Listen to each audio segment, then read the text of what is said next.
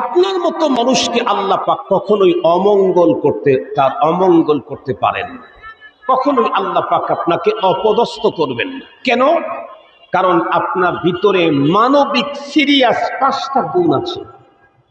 খুব ভালো করে বুঝবেন, পয়গম্বরের এই গুণাবলী বাদান নবুয়ত না কবলান নবুয়ত?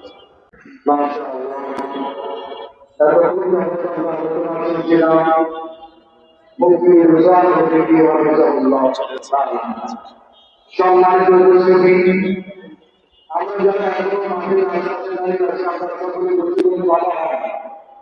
এই মুহূর্তে অত্যন্ত গুরুত্বপূর্ণ আলোচনা পেশ করবেন বাংলাদেশের আলোচকদের মধ্যে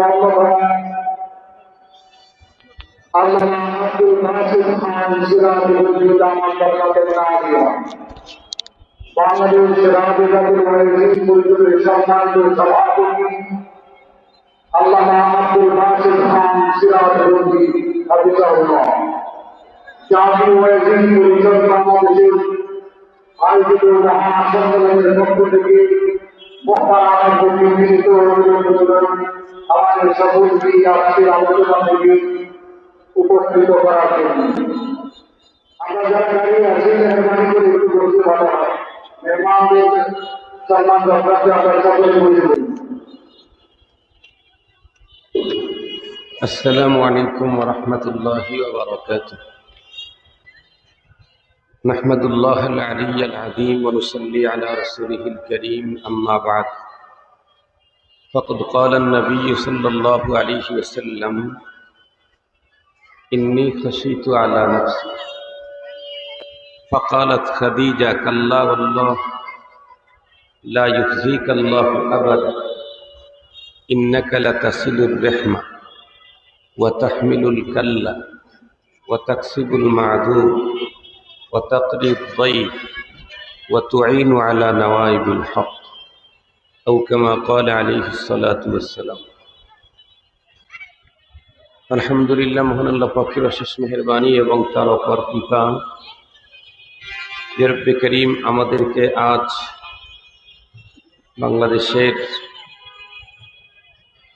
দিনই একটি গুরুত্বপূর্ণ ওয়াইজিনদের সংগঠন জাতীয় ওয়াইজিন পরিষদ বাংলাদেশের উদ্যোগে আয়োজিত আন্তর্জাতিক সিরাতুন নবী সাল্লাল্লাহু আলাইহি ওয়াসাল্লাম মহাসম্মেলনে দিনের বেলায় একদম দুপুরের টাইমে দুনিয়াবী নানা ব্যস্ততা থেকে ফারিক করে রাসূল করিম সাল্লাল্লাহু আলাইহি ওয়াসাল্লামের মহব্বতে তার জীবন চরিত্র আলোচনার বরকতপূর্ণ মজলিসে কাউকে খতিব কাউকে মুখাতাব হিসাবে উপস্থিতির সুযোগ দিয়েছেন। এই জন্য আমরা দিল থেকে মহান সত্তার শুকরিয়া আদায় করছি, আলহামদুলিল্লাহ। সম্মানিত উপস্থিতি,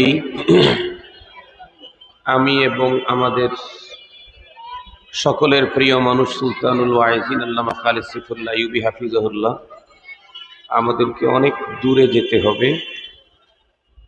এজন্য একেবারেই সংক্ষিপ্ত সময়ে কথা বলতে হবে। এরপরেও যেহেতু আলোচনার চেয়ারে বসেছি, 5টা মিনিট যদি বেশি ব্যয় হয়, তবুও কোনো না কোনো একটা নবীজির জীবনের আলোকিত কোনো না কোনো একটা অংশ পেশ করতে না পারলে আমার কাছে আমাকে মুজরিম মনে হবে। এ কারণেই কোনো রকমের ভূমিকা ছাড়া রাসূল করিম সাল্লাল্লাহু আলাইহি ওয়াসাল্লামের সিরত কেমন ছিল এটার উপরে একেবারে অল্প 2টা কথা আপনাদের খেদমতে পেশ করি। একটা কথা আমাদেরকে প্রথমে মাথায় নিতে হবে, এই পৃথিবীর যত মানুষ আছে সমস্ত মানুষের প্রকৃত অবস্থা সবচাইতে ভালো জানেন আল্লাহ।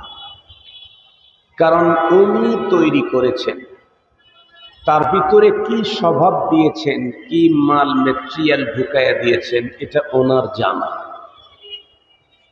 আল্লাহর পরে এই পৃথিবীতে কোনো একজন মানুষের হালাত, তার অবস্থান তুলনামূলক ভালো জানবে, সেটা হলো তার রফিকায়ে হায়াত, স্ত্রী। একজন মানুষ তার নিজের প্রকৃত হালত স্ত্রীর কাছে গোপন রাখতে পারে না। এ কারণে রাসূল করিম সাল্লাল্লাহু আলাইহি ওয়াসাল্লামের হাদিস, নবীজি বলেন, খিয়ারুকুম খিয়ারুকুম লিআহলিহি। স্ত্রী যার ভালো হওয়ার সার্টিফিকেট দিবে সেই প্রকৃত ভালো। কেন? কারণ স্ত্রীর কাছে কোনো মানুষ নিজের সব অবস্থাকে গোপন রাখতেই পারে না। আমরা দেখি, আমার পয়গম্বরের সিরত আলোচনায় এখানে আসছি, আমি এই দুইজনের, আমার রাসূলের সিরত কেমন ছিল দুইজনের কণ্ঠে শুনতে চাই। একটা হলো স্বয়ং রব্বুল আলামিন আমার রাসূলের সিরতের ব্যাপারে কি বলেছেন, যিনি স্রষ্টা। তাহলে কোরআনে হাকিমে আল্লাহ তাআলা বলেন, ইন্নাকা লাআলা খুলুকিন আযীম। নিঃসন্দেহে ওগো রাসূল, আপনি মহান চরিত্রের অধিকারী। রব্বুল আলামিন তার রাসূল সম্পর্কে নিজের পক্ষ থেকেই বললেন খুলুকে আযীম, মহান চরিত্রের অধিকারী। দুনিয়াতে একজন মানুষ আর একজন মানুষের প্রকৃত অবস্থা অন্যের তুলনায় বেশি জানবে তার স্ত্রী। তাহলে দেখি নবী আলাইহিস সালামের স্ত্রী নবীজি সম্পর্কে, তার চরিত্র সম্পর্কে কি বলেছেন। আমরা প্রত্যেকেই জানি, যদিও এটা নবীদের ব্যাপারে প্রযোজ্য না, সমস্ত মানুষের ব্যাপারে এটা প্রযোজ্য। একজন মানুষের জীবনের সবচেয়ে এলোমেলো টাইম হলো জওয়ান। এই জন্য শাবাবকে জুনুন বলা হয়। বিশ্বনবী সাল্লাল্লাহু আলাইহি ওয়াসাল্লামের প্রথম স্ত্রী যিনি, এটা নবী আলাইহিস সালামের জওয়ানির সময় স্ত্রী। সেই স্ত্রী নবী আলাইহিস সালামের চরিত্রের ব্যাপারে কি বলেছেন, আপনাদেরকে সংক্ষেপে কথাটা বুঝাবার জন্য বুখারী শরীফের এক লম্বা হাদিসের অল্প কিছু অংশ পড়েছি। একটু আগের থেকে জানতে হবে, আমাদের নবী আলাইহিস সালাম ছিলেন জলওয়াত পছন্দ, লোকালয়ে থাকতে চয়েস করতেন। কিন্তু যখনই নবীজির উপরে ওহী নাজিল হওয়ার টাইম কাছাকাছি এসে গেল, নবীজির স্বভাবের বিশাল পরিবর্তন পরিলক্ষিত হলো। নবীজি তখন খলওয়াত পছন্দ হয়ে গেল, একেবারে উল্টা, একা একই থাকতে চয়েস করেন। আর সেই চয়েসের জায়গা থেকেই পয়গম্বর বেছে নিলেন জাবালে নূরের সেই গর্ত, সেই প্রেমের বাগান। সেখানে নবী আলাইহিস সালাম অবস্থান করা শুরু করলেন। লম্বা বর্ণনা আছে। সোমবারের দিন জিবরাইল আমিন পয়গম্বরের সামনে সেই পাহাড়ে উপস্থিত হয়ে পয়গম্বরকে গর্ত থেকে বের করে নিয়ে আসলেন। এরপরে তার উপরে ওহী নাজিল করে দিলেন। এরপরে পয়গম্বরকে সাথে করে পাহাড়ের পাদদেশে এসে পয়গম্বরকে সাথে করে 2 রাকাত নামাজ পড়ে নবীজিকে ছেড়ে দিয়ে জিবরাইল আমিন চলে গেলেন। নবীজি তখন পাহাড় থেকে আম্মাজান খাদিজাতুল কুবরা রাদিয়াল্লাহু তাআলা আনহার বাসার দিকে আসতেছিলেন। ততক্ষণে ভীতু সন্ত্রস্ততার কারণে পয়গম্বরের গর্দানের 2 দিকের রগগুলি লাফালাফি করতেছিল, হাদিসের বর্ণনায় এসেছে। নবীজি বাসায় ঢুকেই আম্মাজানকে বললেন, জাম্মিলুনি জাম্মিলুন, খাদিজা তুমি আমাকে কম্বল দিয়ে জড়িয়ে রাখো। আম্মাজান পয়গম্বরকে কম্বল দিয়ে জড়ায় ধরলেন। তখনও পয়গম্বরের ভিতরে পেরেশানি অনেক বেশি। এক পর্যায়ে পয়গম্বরকে জিজ্ঞেস করা হলে নবী আলাইহিস সালাম তার সাথে ঘটনার টোটাল বর্ণনা দিয়ে বললেন, ইন্নী খাশিতু আলা নাফসি। খাদিজা, এই ঘটনা আজকে ঘটে গেছে, আমি তো অনেক আগের থেকেই পাহাড়ে থাকি, আজকে যে এই ঘটনা ঘটলো, এই ঘটনার প্রেক্ষিতে আমার যে অবজারভেশন, আমার যে তাফসীরা, সেটা আমি আমার নিজের জীবনের উপরই শঙ্কা করছি। এ কথা বলতেই আম্মাজান খাদিজাতুল কুবরা রাদিয়াল্লাহু তাআলা আনহা পয়গম্বরকে বললেন, কাল্লা, আপনি যেটা ভাবছেন সেটা কখনোই হবে না। ওয়াল্লাহ, কসম আল্লাহ, কসম আল্লাহ, লা ইউখজিকাল্লাহু আবাদা। আপনার মতো মানুষকে আল্লাহ পাক কখনোই অমঙ্গল করতে পারেন না। কখনোই আল্লাহ পাক আপনাকে অপদস্থ করবেন না। কেন? কারণ আপনার ভিতরে মানবিক সিরিয়াস 5টা গুণ আছে। খুব ভালো করে বুঝবেন পয়গম্বরের এই গুণাবলী বাদান নবুয়ত না কবলান নবুয়ত? আবলান নবুয়ত। নবী হওয়ার আগেই পয়গম্বরের ভিতরে যেই মানবিক গুণাবলী ছিল তার মধ্যে একটা হলো ইন্নাকা লাতাসিলুর রাহমা, তাহমিলুল কাল্লা, তাকসিবুল মাদুম, তাকরিজ যায়িফ, তুঈনু আলা নওয়াইবিল হক। আমি শুধু তর্জমা বলি। এক নম্বরে পয়গম্বরের যেই গুণের কারণে আম্মাজান মিয়া ওয়া জিয়াদা স্যাটিসফ্যাক্ট যে আমার পয়গম্বরের কখনোই অমঙ্গল হবে না, রব তার অমঙ্গল করতেই পারেন না। কোন গুণাবলীর কারণে? এক নম্বর ইন্নাকা লাতাসিলুর রাহমা, আপনি সেলায়ে রাহমি করেন। আত্মীয়তার সম্পর্ককে কেউ ভাঙতে চাইলে আপনি জোড়ায় রাখেন। আপনি রক্ষা করেন না, আপনি জোড়ান। কেউ ভাঙতে চাইলে আপনি জোড়ান। এটা হলো আপনার এক নম্বরের গুণ।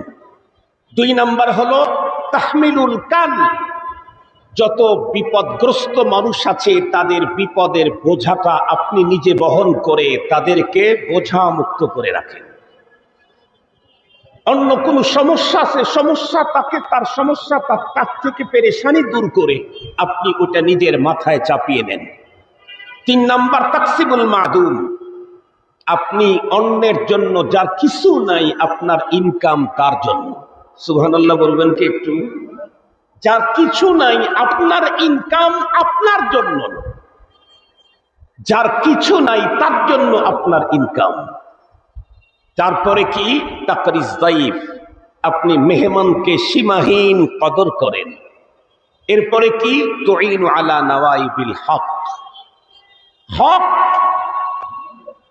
প্রকৃত বাস্তব কোনো পাওনাদার তার নিজস্ব পাওনা হক এটা আদায় করতে আপনি সবচাইতে বেশি সহযোগিতা করেন। আপনার জীবনের ঝুঁকি আসতে পারে ওই হকদারের হক তার পর্যন্ত পৌঁছাইতে, আপনি আপনার নিজের জীবনের ঝুঁকির দিকে তাকান না, হকদারের হক তার কাছে পৌঁছিয়ে দেওয়ার ফিকির আপনার কাছে অনেক বেশি।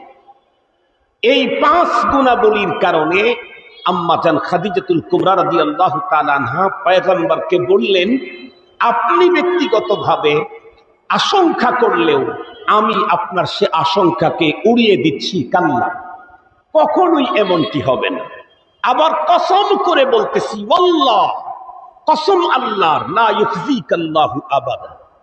সুতরাং এই পৃথিবীতে কোনো মানুষ যদি চায় যে আমি সম্মানের জীবন নিয়ে পৃথিবীতে বেঁচে থাকি, তাহলে তার জন্য মুহাম্মাদুর রাসূলুল্লাহর চাইতে উন্নত আদর্শ পৃথিবীতে আর কারো হতেই পারে না, কেউ হতেই পারে না। বিশ্বনবীজির এই পাঁচ গুণাবলী আম্মাজান যেগুলি বললেন এগুলি নবী হওয়ার আগের গুণ। দুঃখের সাথে বলতে হয় আমরা সেই নবীর উম্মত হওয়ার পরেও সেই গুণাবলীর ধারে কাছে নাই। শুধুই আলোচনা করে কখনোই জীবনের সফলতা অর্জন হবে না যতক্ষণ পর্যন্ত পয়গম্বরের চরিত্রে নিজেদেরকে চরিত্রবান করতে না পারি। আল্লাহ আমাদের সকলকে পয়গম্বরী আখলাকিত হওয়ার তৌফিক দান করুক। ওয়া আখিরু দাওয়ানা আলহামদুলিল্লাহি রাব্বিল আলামিন।